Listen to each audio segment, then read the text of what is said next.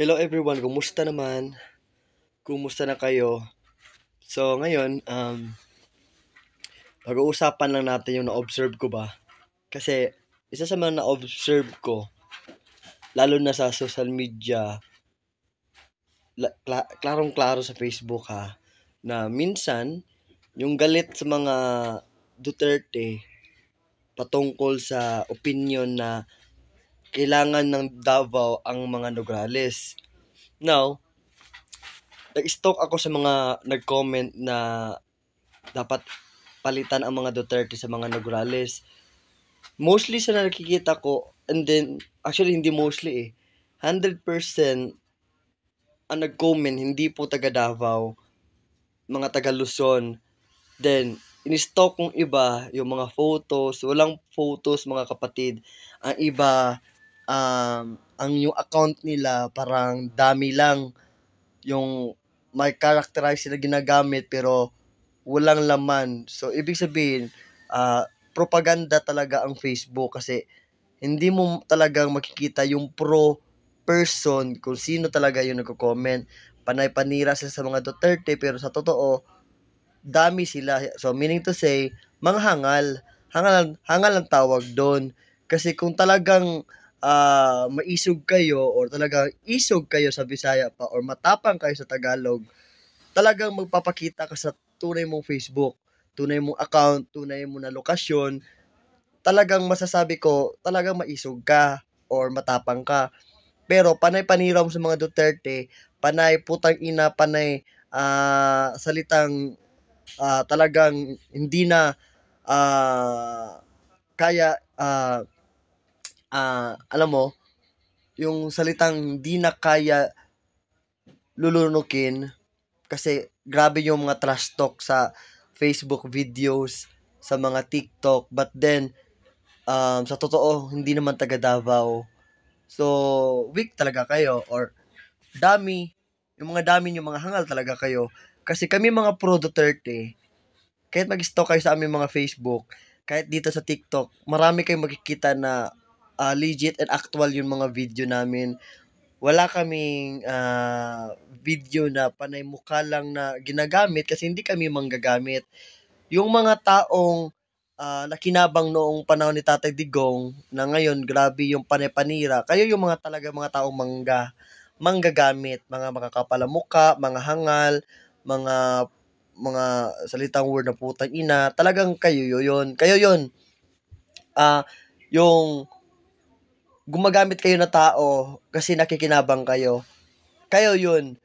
Yung mga quad committee, yung mga congressman na bumaliktad sa mga Duterte kasi ginagamit ang mga Duterte noon, bumaliktad, lalo na si Tolentino, o mga hangal tawag doon.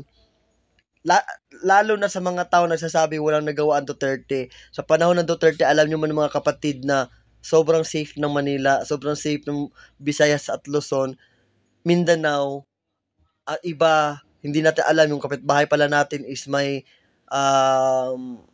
illegal activity. So, na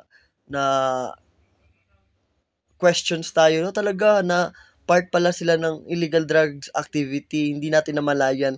Kasi sa panahon lang yun ng mga Duterte, and then, sa panahon ng mga Duterte, mga kapatid, talagang magsalita, direct to the point, hindi yung nga yung yung pabingi-bingihan, ewan ko ba kung totoo bang bingi, di ba?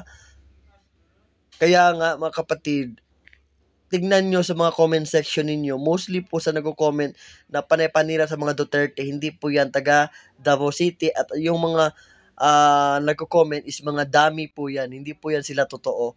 Kaya, kaya talaga ng mga anti-Duterte na gumawa ng ilang account ng Facebook na dami to make it sure na talagang masasabi mo marami sila. So sa mga nagbaliktad na mga Pilipino na nakikinabang sa mga Duterte noon, isa lang masasabi ko sa inyo, mga makakapal yung mukha ninyo, manggagamit kayo, hangal kayo, tarantado kayo, di ba? Kapal ang mukha ninyo, talaga. Wala na akong masasabi.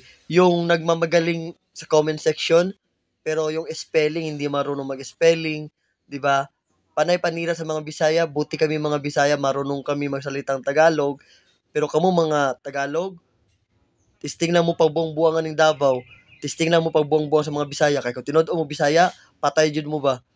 Na, kami mga Bisaya, sa totoo lang, mga Tagalog ay itatagalog ko kami mga Tagalog, ay kami mga Bisaya mga Tagalog, kapag kami mga Bisaya talaga magagalit, wala nang sobrang dada-dada, diretso na.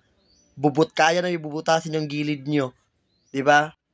Pero kami mga Tagalog, ay kami mga Bisaya talagang minahal namin yung mga Tagalog kasi may ibang problema ng mga Tagalog na inintindi na lang talaga namin.